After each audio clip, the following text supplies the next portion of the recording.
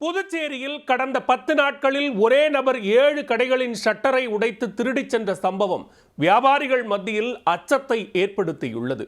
புகார் அளித்தும் போலீசார் நடவடிக்கை எடுக்காதது ஏன்?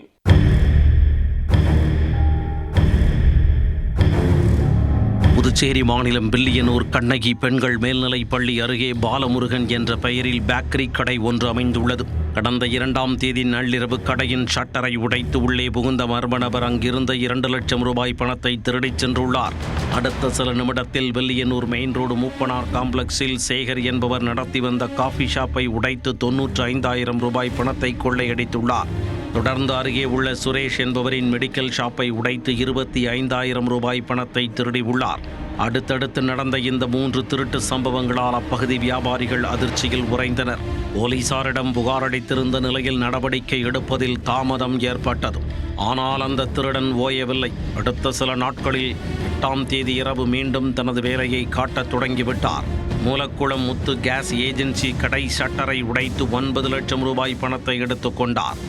அங்கிருந்து ரெட்டியார்பாளையம் ரத்னா ஸ்டோருக்கு சென்று ஷட்டரை நம்பி திறந்து அங்கிருந்த 84,000 ரூபாய் பணத்தை திருடிச் சென்றார்.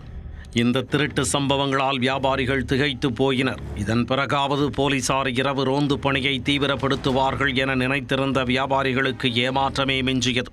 இதனால் அதே நபர் தற்போது மீண்டும் வில்லியனூர் பகுதியில் தன் கைவரிசையை காட்டியுள்ளார்.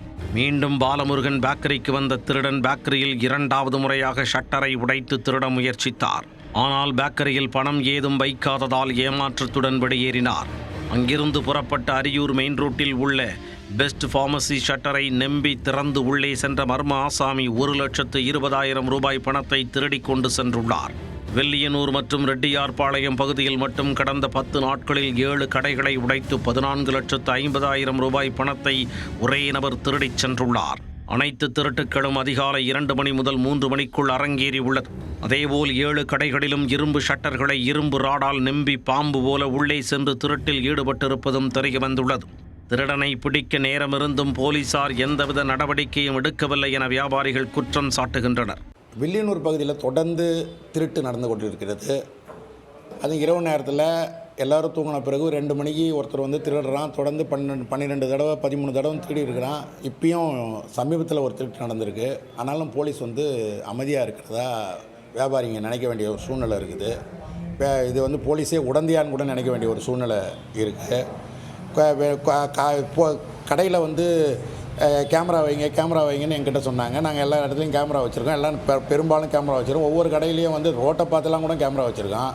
ஆனால் எங்கள் கடமையை நாங்கள் செஞ்சிட்டோம். போலீஸ் கடமையை செய்யணுமா இல்லையா? இன்றைக்கி வந்து ரோந்துன்றது இல்லாத ஒரு நிலை இருந்துகிட்ருக்கு. ரோந்தே வருவதில்லை. இவங்க எல்லாம் அப்படியே ரோந்து வந்ததுன்னா ஏதோ கடைக்கு போகிற மாதிரி 2 பேர் பைக்கில் போகிறாங்க, கடைசி வரைக்கும் திரும்பி வராங்களே தவிர நடுவில் நிற்கக்கூடிய சந்தேகப்படக்கூடிய புதிய ஆட்களை கூட்டு விசாரிக்கிறது, அவங்க பேர் அட்ரஸ் கேட்குறதுன்னு எதுவுமே எந்த வேலையுமே செய்கிறதில்ல. தொடர்ந்து நடந்து வரும் திருட்டு சம்பவங்களால் வியாபாரிகள் பெரும் அச்சத்தில் ஆழ்ந்துள்ளனர்.